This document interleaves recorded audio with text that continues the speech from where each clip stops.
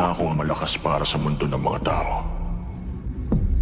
Kailangan kong makapunta sa mundo ng mga halimaw.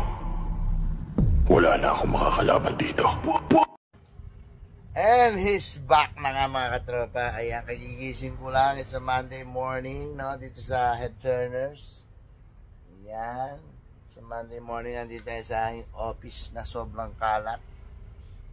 Ayan, sobrang kalat. Sobrang kalat. Sobrang kalat.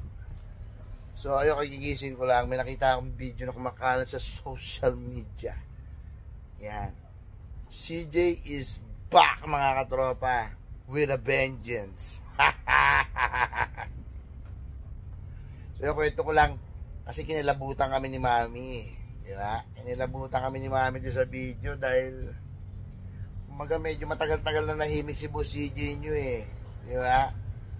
Tapos, ang daming kumakalat na mga paninirang puri. Yan. Ngayon, patay kayo ngayon. Yan, sa mga naniwala doon sa mga pinakalata ng mga maling kwento. Niwala naman kayo kagad. Kilala nyo naman kami. O talagang yan ang gusto nyo paniwalaan na inaabangan nyo. Diba? Bago kayo maniwala sa mga hindi totoong kwento, ha? Manaliksik na rin lang, ha? Manaliksik muna kayo bago kayo maniwala. Sinisiraan yung tao, naniniwala kayo kagad. Alam nyo naman ang istorya ng buhay niya, di ba? O talagang yun ang gusto nyo marinig at inaabang-abangan. Paano ngayon yan? He's back! At tuwa lang sa video na panood ko eh. Kumbaga, Boss CJ na nahimik ngayon, he's back na. O, ito yung video, panoorin nyo mga katropa. Nakakilabot. Nakakatuwa na matagal man siyang nawala, ang suporta ng tao nasa kanya pa rin. Alright, ulitin ko, bago kayo maniwala sa mga maling kwento na sinabi sa inyo, manaliksik muna. Hindi yung dumadagdag pa kayo sa gatong, nakala nyo yun na yun. Wag. Been there, done that. Ito ako ngayon. Alright, ito yung video, panoorin nyo mga katropa, nakakatuwa.